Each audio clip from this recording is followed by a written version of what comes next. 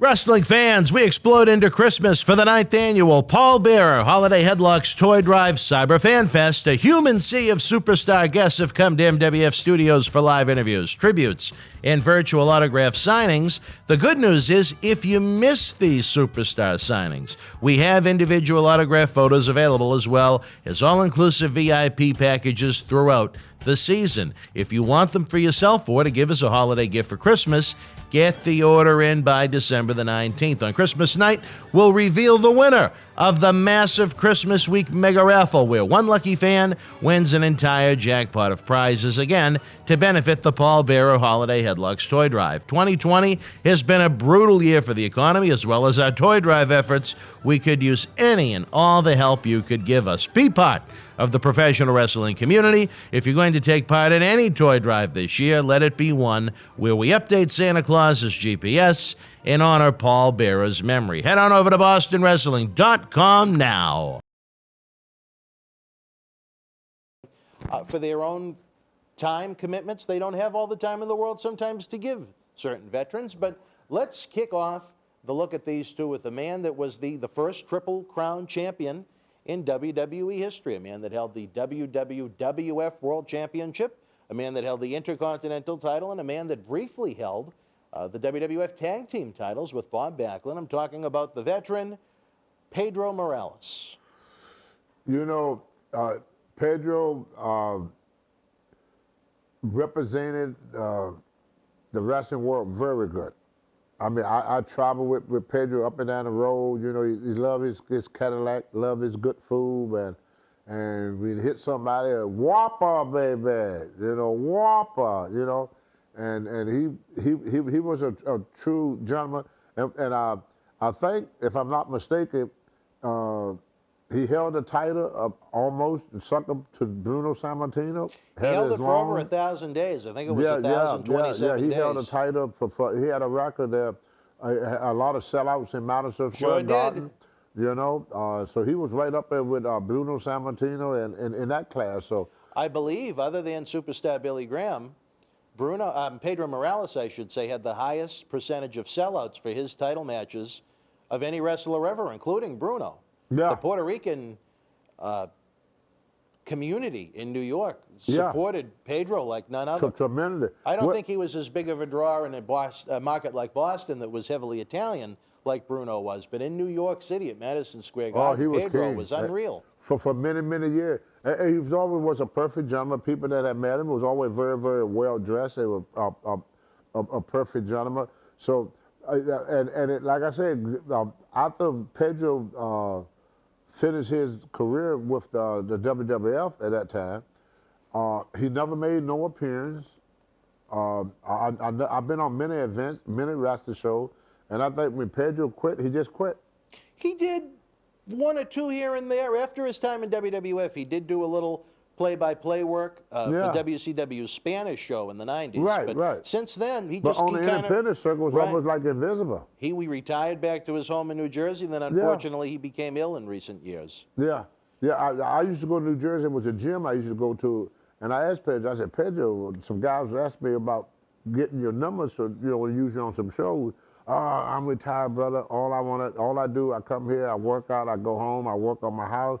And so when he retired, he retired. He was done. He was done. He was done. It was, and I'm sure that a lot of people that love him met him. You know, there are very few people got a Pedro Morales autograph. I actually have one. I met him at the 1995 Cauliflower Alley Club in Newark, New Jersey. I was lucky enough to get on with Tony, the Jackal, and the studio director, Pat Doyle. You one of the fortunate one because he never did a lot of autographs. I enjoyed him a lot when I was a kid, even though by the time I started watching wrestling in 1986, he was pretty much mop-up job duty for him on TV. But I had known from just reading the wrestling magazines that this is a guy with a hell of a history that was... He held all 3 championships. This is a guy I should know a little bit about. So even though when he'd come out at the Boston Garden for live matches, it would usually be to lose, I was always interested to see him as someone that had such, as a word we like to use a lot, he had credibility. A lot of credibility. Like I say, he represented the company in many, many great ways. He was one of the best wrestlers you ever want to meet in person. I mean, he was always a pleasant, always had a smile on his face.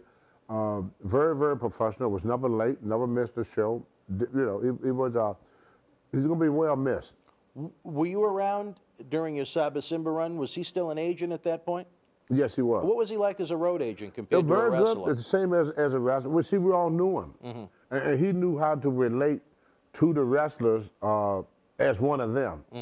So nobody got offended by anything he said or done because he knew how to approach you. You know, he never talked down to you. He always had a smooth way about the way he did things. So he was highly respected by all the boys as an agent. He was a good communicator. Very good. Had good people skills. Good people skills.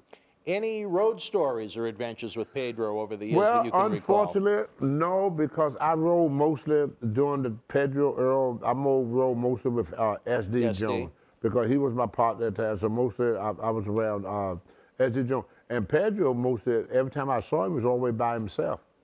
Did you have a chance to work him? Well, you two were both no, we mainly were both baby faces, Yeah, right? yeah, Never had a chance to work him. Yeah, in we another didn't work each territory? other.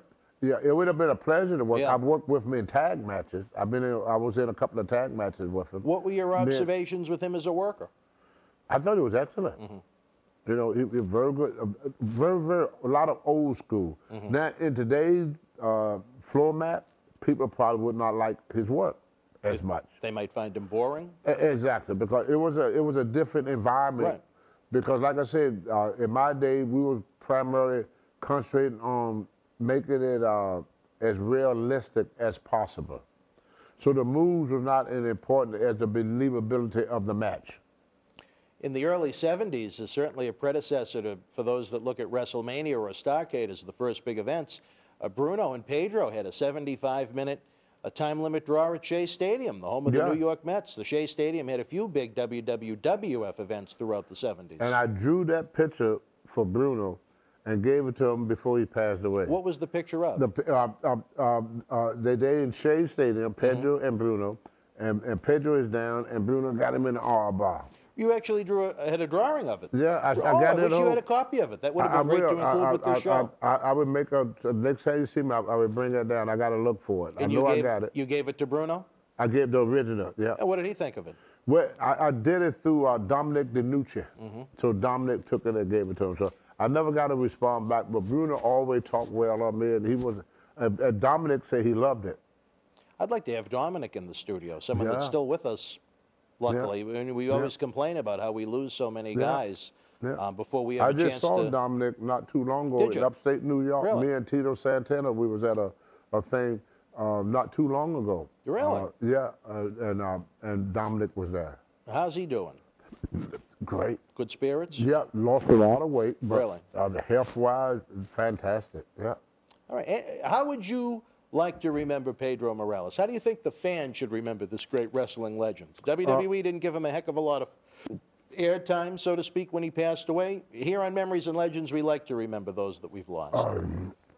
A great wrestler, great champion, a great friend. Not only to the wrestlers, but to the wrestling fans also.